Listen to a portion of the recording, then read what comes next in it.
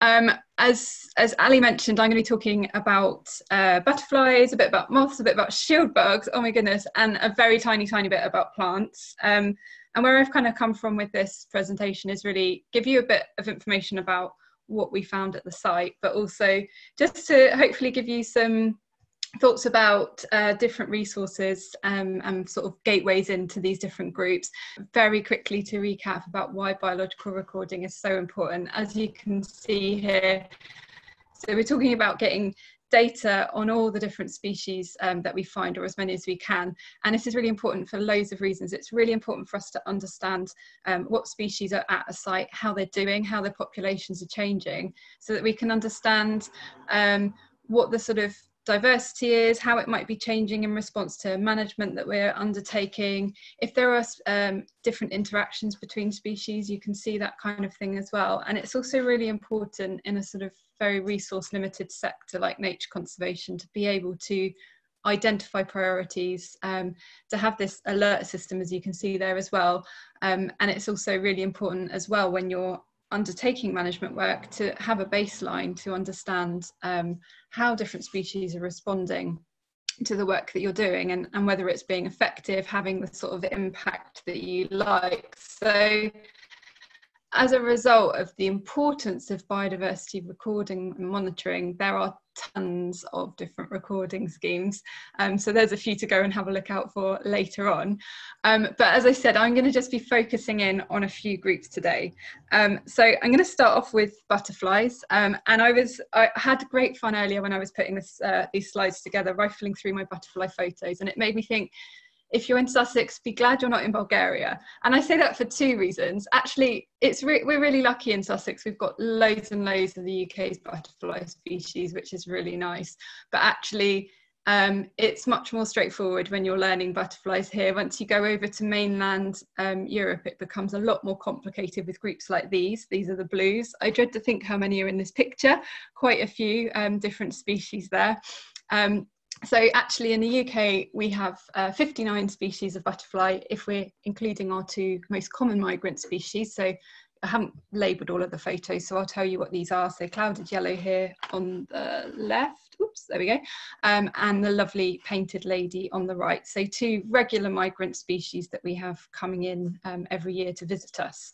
So I very quickly whiz through the families. I'm not going to show you every single species, but just to, in case this isn't a group that you're so familiar with, you can just kind of get a feel for what these different species look like. So the skippers, 8 species of those. So there's small and Essex here, and grizzled down the bottom here, and dingy.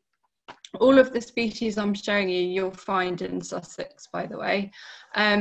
Just one swallowtail species that you can find in the UK. So interestingly, you have a resident population that's not in Sussex, so that's over in the east, but we do have fairly regular migrants that come over, and they have successfully bred in Sussex. So we have had continental swallowtails like this guy here emerging in Sussex on occasion, which is really cool. So if you grow anything in the carrot family in your garden, they may one day come and visit you, you never know.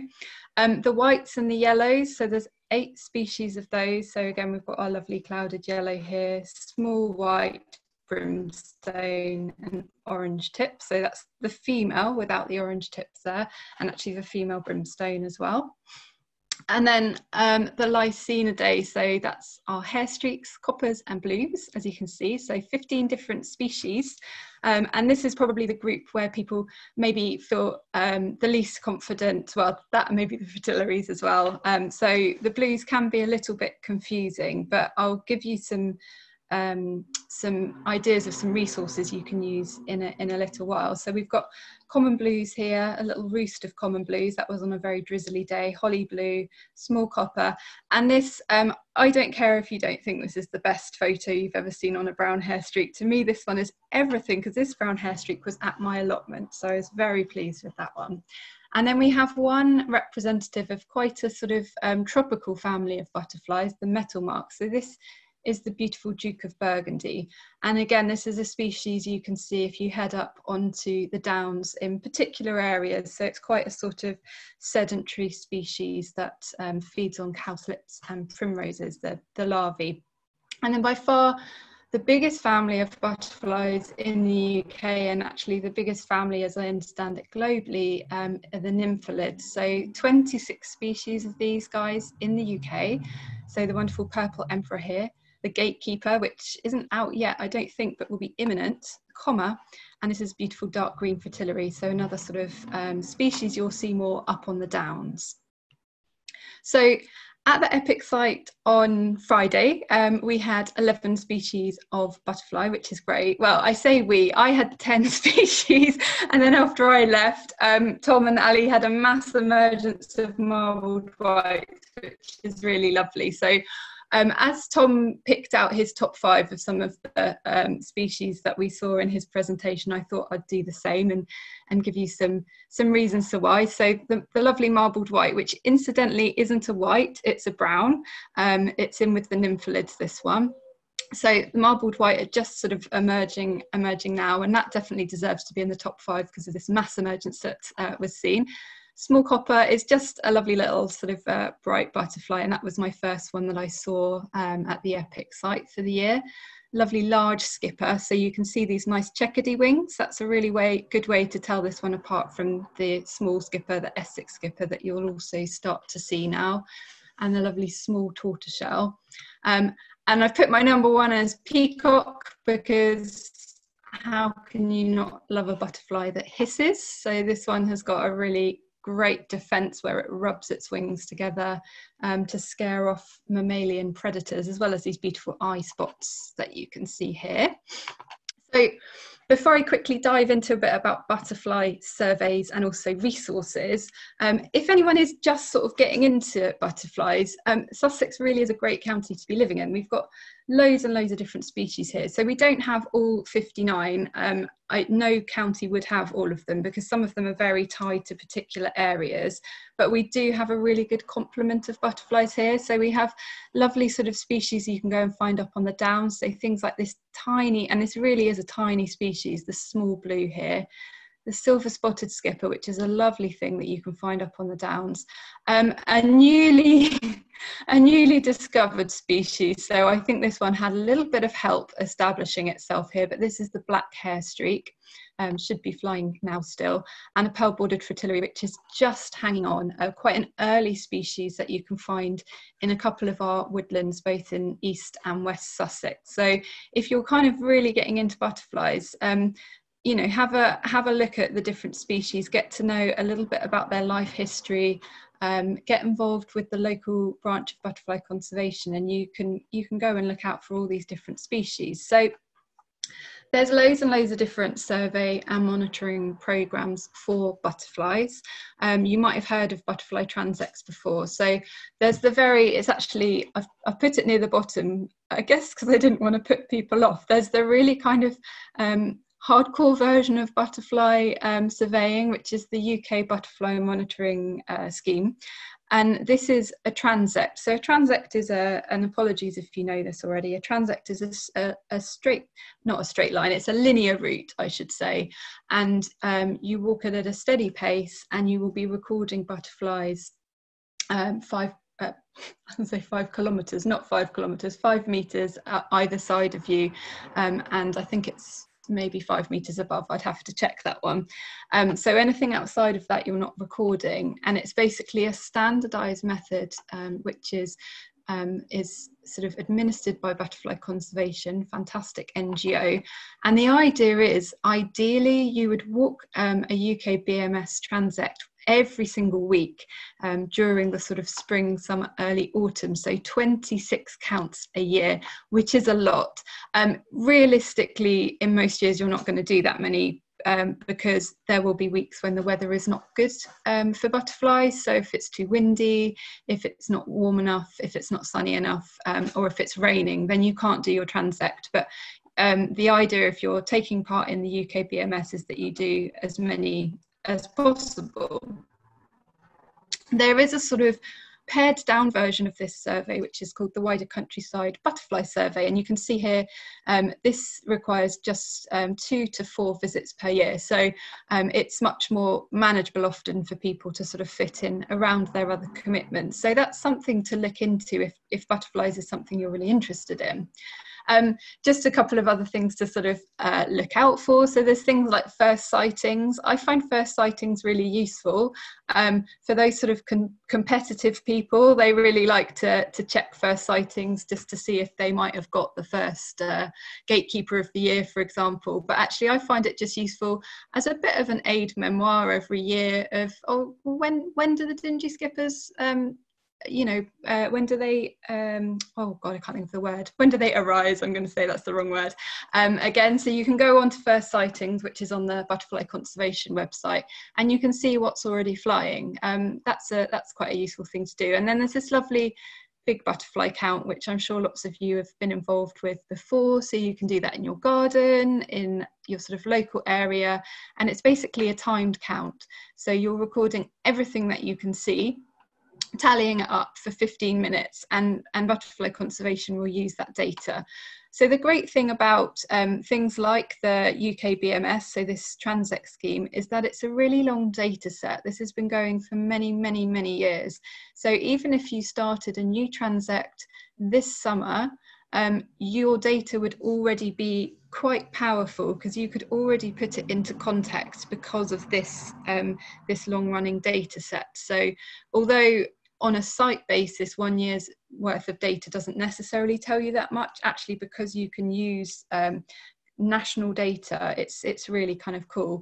And then there are options on particular sites to do things like targeted species surveys. So Alistair mentioned, I think that Tom and I both work at NEP, and there we do specific surveys for things like purple emperors, because we know we've got a strong population there. So a couple of resources for you in terms of butterflies. So you saw on the video there was the FSC guide for moths, and there is another one available for butterflies. So there's loads of these guides. They are really fantastic, and especially if you're just sort of starting to find your feet with a particular group, it can be a really sort of cost-effective way to just find out more. There's loads of information on them, considering this is just a fold-out guide, just a, you know, maybe a side and a half of A4 kind of thing. And they're probably about £3 to £4 each. There's also this wonderful pocket guide to butterflies of Great Britain and Ireland. But I would suggest, if you're somebody that thinks you or knows you're likely to get into butterflies, and especially if you do go over to mainland Europe, I would probably treat myself to this one, or there's a couple of others, but one's a bit more difficult to get hold of. This has got all of the European butterflies in, so it will be a little bit overwhelming when you first look in there, but it is a really fantastic resource. There's also some really good resources online. So there is an iRecord specific butterfly app that was developed with Butterfly Conservation. I don't actually have this one myself, but it looks like it's got some great information on there, including galleries, which is also really useful. So if you're a little bit unsure and you want to compare specific species, so like the bird app that Tom mentioned the other evening, it's really useful to be able to actually check these things in the field, so actually look at imagery of a species while you have it in front of you. So if you're into apps, there's that, or you can just stick with iRecord. There's also a really great website called UK Butterflies. So, and an area that I would point you towards on that is, I think it's called something like similar species or difficult species, something like that. And there's a whole series of, so I've just screenshotted one example here of comparisons of species that are easy to confuse, and it gives you some really useful information as to how you can tell them apart. So brown argus and common blue are a pair that people can get muddled up, and this website actually helps with how you can tell them apart. If you are out photographing butterflies and you want to identify a butterfly from your photograph, ideally, it's not true for every species, but particularly if you're dealing with a fritillary or a blue, I would recommend always to try and get a picture of both the upper side and the underside, because otherwise it can be quite tricky to, not out of the question, but it can be more difficult to identify from just one side. So if you're sort of going down that route, then yeah, try and get a picture of both sides if you can. So we're going to move on to moths. I'm sorry, I know I'm whizzing through this, but yeah, we're going to talk about moths quickly. So remember how I said there are 59 species of butterflies? Yeah, there's about 2,500 species of moths. And this isn't my first moth, but this is the moth that got me into mothing. It took a moth this handsome. This is an oleander hawk moth. So actually it's not a moth that you find in the UK as a resident. It's a very occasional immigrant and very, very impressive. But actually, once I started, I don't think I really looked back. It's a really sort of lovely group. And it's a shame that butterflies get so much attention and moths don't always get that much. Both of them, they're both Lepidoptera, of course. That's the order of insects. They're all really important indicators because they respond very quickly to changes in habitat. So obviously with 2,500 species, that's a lot of families.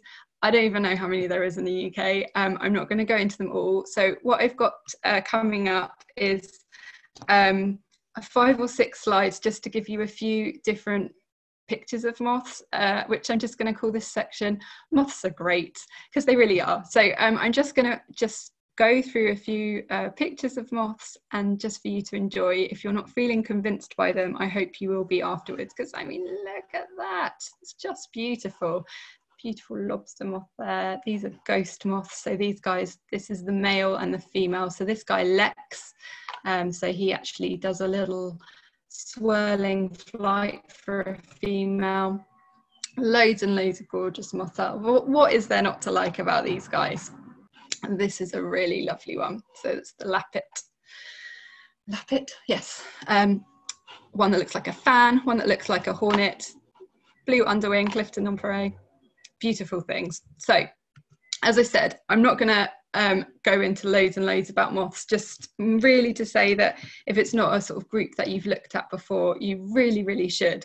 So in terms of the Bioblitz, actually, we didn't get that many species, not for this time of year. It was quite a low score, but as you'll have seen on the video there, unfortunately, the weather wasn't on our side, so the trap was shut off quite early.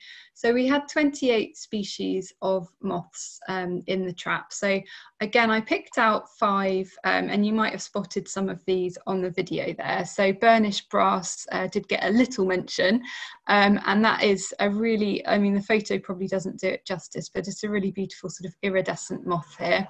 The cinnabar. So I picked this one. I mean, this is a lovely bright day flying moth that people often notice because of these really bright hind wings. But also I like the cinnabar because it's doing its bit for being a good advocate for the importance of plants like ragwort, which we love to hate. The silver Y, so this is the silver Y. This is a migrant moth actually, and I think it deserves a place just for being really impressive. It's not the only one, of course. Things like painted ladies and tons of other things do it. Hoverflies, all sorts of things, dragonflies. But this is a moth that will fly over the channel and beyond, so quite impressive. And I think probably the moth with the craziest name for our trap, at least. This is the Cetaceous Hebrew character. But you saw it already on the video, my number 1 moth, perhaps controversially, because I'm sure gardeners don't like this moth very much, but the first time that I've ever seen the box tree moth, which, in case you didn't catch it in the video, this is a recent arrival in the UK. So something like 2007, this was first picked up in Kent. So again, another sort of symptom of us moving plants around is that this species managed to get in, and it has got quite a fondness for people's box hedgerows, so it does make its presence quite known, but it's one that I've never managed to see up until the Epic site last week. So I thought I'd give an honourable mention as well to 3 species here. So this is the dark arches, which was the most numerous moth in the trap at the Epic site last week. This is the coronet, quite a beautiful moth. It gets an honourable mention because every year it confuses me. Every year it's about half the size I expect it to be, and it is quite a beautiful moth. And then this one gets an honourable mention because I forgot to put it on the data, I realised when I was going through, so buff in there. So when we're thinking about surveying and monitoring moths, again, there are several schemes that you can get involved with that, again, Butterfly Conservation are sort of championing. If you're lucky enough to have a garden and you do have a moth trap, so you saw the moth trap in the video there, that's, I suppose, in terms of expense is probably the upper level, but there are much more cost-effective ways of doing moth trapping. If you look on any of the ecology suppliers, NHBS, Anglian Lepidoptera supplies, you'll be able to find a whole range of different moth traps. They can be powered by electricity, car batteries, generators, depending on the type of trap and where you're going to be trapping. But if you do have access to a garden, then the garden moth scheme is a really cool, I'd love to do it, but unfortunately I don't have a garden. So you can trap in your garden once a week, I believe, and enter the data there. And it is a really sort of good time to, you know, it's a really good way, sorry, to be learning moths. There's also generally most years there will be a national moth night which will focus on a particular group. I'm not sure what the status is of National Moth Night this year, unfortunately. I probably should have checked that. There's things like Migrant Watch, so asking people to look out for things like hummingbird hawk moth, which is again another migrant moth that comes in, and again targeted species surveys. So there are particular moths, for example, that I've gone out with Sussex Moth Group to help look for at particular times of year where we know the larval food plant is, and it's the beginning of the flight season where they're quite range restricted species. We also have some really interesting species of moths in Sussex. So again, there's some really cool resources. There's another one of these FSC guides. So this is more focused on the day flying moths. There's a couple of photographic guides. So this one combines butterflies and moths. So that could be quite a useful one if this is a group you're looking to get into both butterflies and moths. This book's quite a useful book. So I sort of use this one as a sort of subsidiary book. I use the books that I'm coming on to next most, but this is quite useful as it's also photographic. So you can compare a species in this book if you're not sure. But these, sorry, they're a little bit blurry. These are kind of main sort of key moth guides, if you like. So there's the concise version here, and then there's 2 field guides, the micro moths and the moths or macro moths. So your 2,500 species are split between these 2 books. I always forget how many, I think it's just over 1,000 are micro moths. And you might have spotted on the cover there, they're illustrated by Richard Lewington. If you've got any natural history books that are illustrated by Richard Lewington, you realise they're pretty good, and it allows you to take up a whole new art form of photographing moths alongside their illustrations, and you'll see they're quite keen to help you to identify them, apart from this guy for some reason didn't want to play ball, but it is really useful. So the illustrations are fantastic. They tend to be in the sort of pose that you will find the moth in, which is really useful. A lot of the very old moth books, they were sort of in the pinned out poses when people used to pin out moths, and actually that's not how you see them. In terms of size, so in the macro moth book, they tend to be life size because macro moths aren't always, but are often bigger. Micro moths are often smaller. So the micro moth book, they can be bigger than life size. So resources, there's some really good resources out there. So if you haven't come across this website, it's really fantastic, ukmoths.org.uk. So you can basically click in here and search for a moth, and it will give you a gallery of photos. It will give you lots of information about the time of year that moth will be flying. It will tell you the food plant usually. And this is all really kind of key information. If you're trying to identify a moth, these are really important things to think about. What habitat you're in. Is the food plant available, the food plant for the moth that you think it might be, and is it the right time of year? So that is really, really important. And moving on from that, another really, really important and really useful, I mean, whoever came up with this idea and executed it, thank you very much to them, is a fantastic resource called Flying Tonight. So this is the sort of most up-to-date version. CEH seem to have embraced this and turned it into a bit of an app.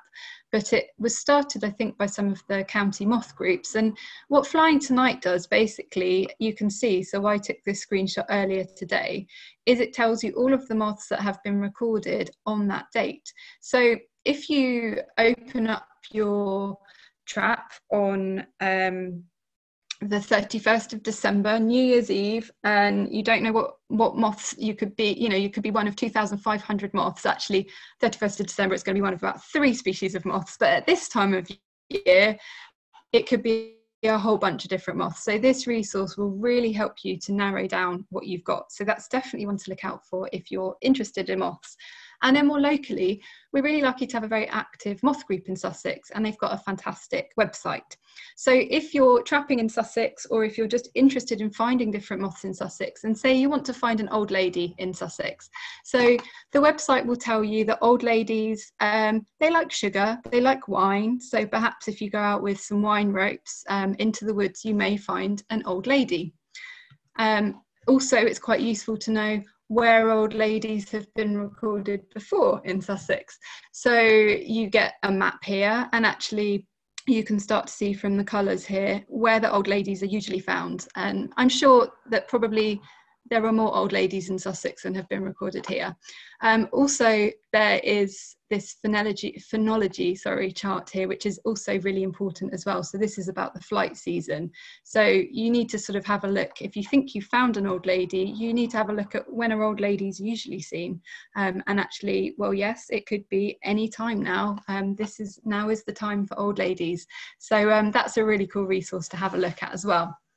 And then just leading on from that, I'm just going to call this the slippery slope, because if you start getting into moths, it's not too long before you start getting into moth caterpillars and moth larvae, and they are incredibly funky. There's some really cool ones to have a look at. And luckily, there's also some really fantastic resources to help identify those as well. Actually, incidentally, this little beauty here was from the EPIC site last year's Bioblitz, feeding on, what were you feeding on, you little rascal? It was on a, oh, which one was it? It was on an umbellifer. Anyway, I can't remember which one just now. But this, yeah, this absolute little beauty is a very, very drab looking micro moth, but really lovely as a larvae. Even slipperier, if that's a word, then looking at larvae just as they are there, is when you start to realise that lots of them actively hide from you within leaves, and you start becoming obsessed with mines and blotches, and you start maybe questioning your life choices. But luckily, if you're starting to get obsessed with these things as well, these are both moths, this one's not especially common, there are resources to help you. So there's a fantastic website called British Leaf Miners. So this deals with not just moths, but also flies, beetles, what am I missing? Flies, beetles and wasps, who some of their larvae will develop within leaves. And you can actually look up a plant, and you can, if you take a photo of your mine, you can have a go at trying to find out what it is. And there's a recording scheme, as you can see there. There's a fantastic new book that's just come out on caterpillars. So I've got an old one, so I haven't got this one, but I understand it's very good. And then there's also a really lovely book, Micro Moth Field Tips, which is done by month. So if that's something you're interested in, again, you'll find a lot of natural history books are quite niche. So this is the early stages in Lancashire and Cheshire. So this will just be that there's someone very active in this particular area of ecology up there. So you'll find a lot of field guides are for a particular county, but actually they function as a national guide. So So that is really very quickly about butterflies and moths. I'm going to very quickly talk about shieldbugs now. So shieldbugs and also squash bugs, which are very, very similar, just slightly elongated version. So we have about 500 species of bug.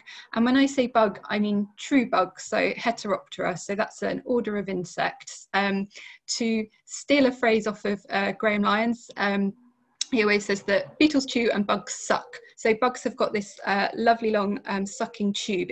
If this was in side profile, you'd be able to see, and that's how they, either as predator or as a herbivore, that's how they access their food.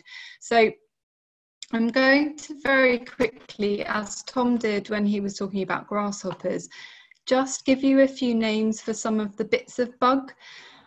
Because the first time you come to identify a bug, you may see some of these words and just be thinking, what the hell is that?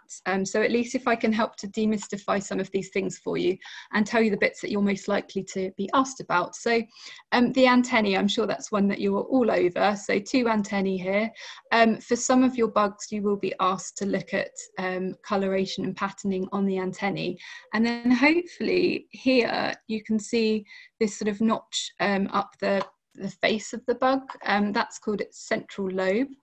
The pronotum, so this is kind of like a, I was going to call it a cape, but that sounds stupid. I don't know, it's like its sort of shoulder area, if you like. And for some bugs, they have these lovely kind of spiky extensions coming out. Sometimes it's very square, sometimes it's rounded. And this sort of shape of this is something you'll be asked to look at for some of your bugs. This one down here, convexium, this is this little sort of frilly sort of edging going on. So these are the bug's wings here, and this is underneath on the abdomen. And again, so you can see this one has got this lovely sort of patterning here. So for some of them, you'll be asked about either the sort of width or the shape or the patterning on the convexium. And then the legs, so you don't necessarily look at this as much as some other insects, but you may need to look at features. So for example, the femur, so the top part of the leg, the same as us, you can see this one's got these lovely spines. So that might be something that you're asked to look out for. The tibia, so the middle part of the leg, very flattened in this bug here. And then the tarsi, so these individual little segments that make up the lower part of the leg here. So this is Western conifer seed bug, which is actually, again, a species that's infiltrating the UK.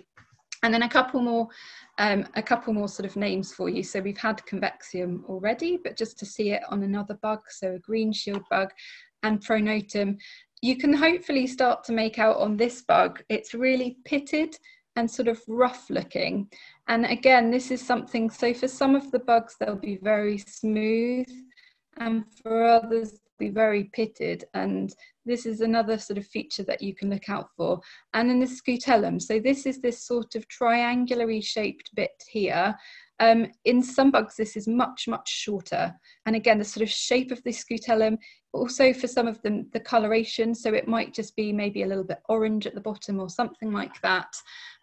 You can see as well, so I was talking about the pronotum, and again, you can sort of see the shape of this. So it's quite rounded. This guy's got a much wider head as well than the last one that we were looking at. All of these are the kind of features that you would look at. And then the corium. So this is these kind of wing cases here. And these are all the sort of things that when you're using one of your bug ID guides, that you might come across these words. So again, if you're hoping to identify shield bugs from photos, generally a photo from the top is going to be a really sort of useful way to do that. Worth noticing, I'm sure you've probably realised this when you bump into these guys in the field. So these are guys that don't go through complete metamorphosis like a butterfly or a beetle. These guys do a sort of instar. So they start off as little bug, become bigger bug, even bigger again, and then eventually adult. And in each stage, they can look quite different, and they won't have the fully developed wings until they become an adult. So somehow, I'm not quite sure how, unless Tom and Alistair found one after I'd had to rush off, we didn't have any shieldbugs. I'm not quite sure what happened there. I think I was looking at plants for too long. So anyway, nothing to report on that front. There are undoubtedly shieldbugs there. So there's a few really cool resources that you can have a look at for shieldbugs, if this is a group that you're interested in. I would say shieldbugs are a real kind of gateway into bugs more generally, because they are generally easier. There's less of them, as you saw. So again, there's another one of these lovely FSC guides, and you can see here, so some of the they're called instars, the young sort of nymphs of these. So you can see all the sort of different types of bugs there. I was fascinated when I was looking at this earlier that a shieldbug can only be ornate or predatory. I think that's a shame it can't be ornate and predatory. But anyway, there's also a fantastic book called The Shieldbugs of Surrey. Again, sounds quite niche, but it's a really good book. And this one, so I have both of these. They're both really useful. This one here, it's quite a small book, but it's got really useful information. It tells you at what time of year you will be finding adults, at what time of year you'll be finding nymphs.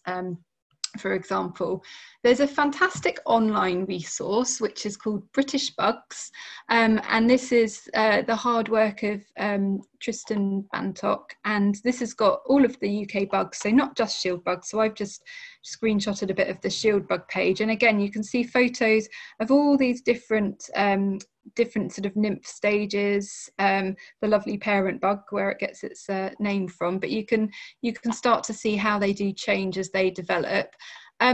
One thing I would say with bugs is that you do, particularly when you start to get outside of shield bugs, you are more likely to really need to be going through a key and then needing a hand lens, and potentially for some of them a microscope, a lot of them just a hand lens. So it's always something to be aware of. It's really tempting, and it happens to the best of us to do the sort of picture matching thing. But when you are looking something up, do also remember to read the text as well, that it actually matches up with what you're seeing, what you've got, where you found it, the habitat, all that kind of thing. There's another resource just to make you aware of. So this is Graham Lyon's handiwork. So he's the county recorder for bugs in Sussex. So on the Sussex Biodiversity Record Centre website, you can find a shield bug map, which is quite interesting if you're wondering where different shield bugs have been recorded. So you can kind of put your record into context, if you like. So things like this beautiful woundwort shield bug, you can see it's quite patchy, actually, the number of records in Sussex. So quite an exciting one if you find that one. So this is just the last little bit now. It's going to sound like a really strange slide, but I really wanted to try and reassure you with this. So wildflowers, they're the same as the birds and the bees and the butterflies. And what the hell do I mean by that? So what I mean by that is I've put 4 species on here, 4 species I've never seen before in my life. They're all North American species, but by looking at each of these 4 species, and I'm sure hopefully you can do this too, I know what family these are in. I've never seen them before, but I recognize the fact, I know them. I know that this is in the tit family because look, it's in the tit family. This is clearly a swallowtail, this is clearly a primrose, and this is clearly a bumblebee. So where I'm going with this is that when you're sort of starting out with wildflowers, it can be really intimidating. There's a lot of them. It can be, I mean, with any group that you're starting out with, it's a big book. Where do you even begin? But what I kind of want to reassure you is whichever group you start out starting to learn and become interested in, is that pretty soon you're going to start recognizing families. You might not recognize the species, that's totally fine. I spend my life looking in my books, that's what they're there for. But actually, if you can recognize that it's in the pea family or in the blue family, or it's a andrena bee, or it's a corvid, then you can start to narrow it down to just a little section of your book. So on the Bioblitz, I've put 113. I have no idea how many Tom said the other night. So if I'm saying the same answer as him, but I put 113 plus species. So I know this is how many species I recorded, but I know Tom has some species to add on as well. And we did talk a little bit about the species the other night, and I am nearly finished. I'm sort of keeping an eye on the time. So I did tell you already, there was a really nice mixture of wetland plants and also some of these more sort of disturbed ground annuals and sort of things you'd think of as sort of arable plants. So this is cornsbury here, common water plantain, celery leaf buttercup. And we did find a couple of pyramidal orchids, which was really, really lovely. So that's sort of 4 species, and a 5th, which is my top species, which I've got a real soft spot for these. This is something called a fluellen. Kixia is its scientific name. So this is actually really unhelpfully hid in the leaves, which is the bit you need to see more than anything. But this is the sharp-leaved version. And I just really love these plants. So these are arable plants. So that actually was probably my top plant from the Bioblitz.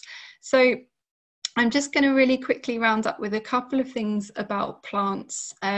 If you're interested in getting involved in sort of surveying and monitoring plants, there are things like the National Plant Monitoring Scheme. If you're sort of feeling reasonably confident that you can identify 25 to 30 indicator species per habitat, then you can get in touch with this scheme and they will put you in touch with a 1 kilometre square close to where you live, and they try and match you up with somewhere close by, and you just visit that a couple of times each year to record plants.